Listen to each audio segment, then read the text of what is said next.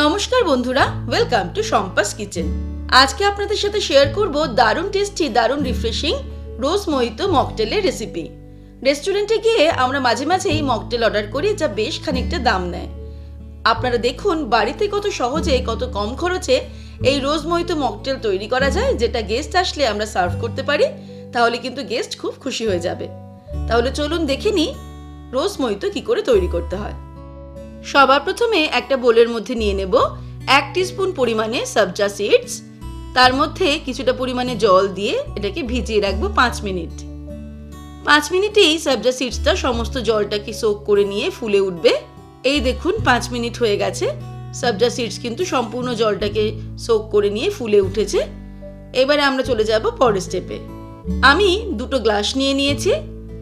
এর মধ্যে অর্ধেকটা করে পাতিলেবুর রস দিয়ে দেব। আমি এখানে যে পাতিলেবুটা দিলাম সেটা অনেকটা বড় সাইজের, তাই আমি অর্ধেকটা পরিমাণে দিলাম। আর পাতিলেবুর সাইজ ছোট হলে আপনারা গোটা পাতিলেবুর রসটাও এর মধ্যে অ্যাড করতে পারেন। জলে ভিজিয়ে রাখা সবজা সিডস 2 টিস্পুন করে প্রত্যেকটা গ্লাসে দিয়ে দিচ্ছি। দিয়ে দেব সামান্য পরিমাণে নুন। আমি এখানে বিট নুন ব্যবহার করছি। বিট নুন না থাকলে আপনারা সাধারণ নুনও দিতে পারেন। আর দিয়ে দিচ্ছি 3-4টে করে পুদিনা পাতা। এই পুদিনা পাতা এই শরবতকে আরো বেশি রিফ্রেশিং করে তুলবে।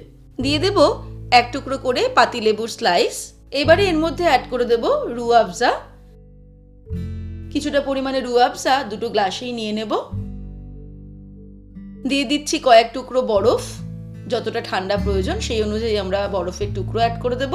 আর ফাইনালি এর মধ্যে দিয়ে দেব সোডা। সোডা দিয়ে বাকি গ্লাসটা ফিল করে দেব।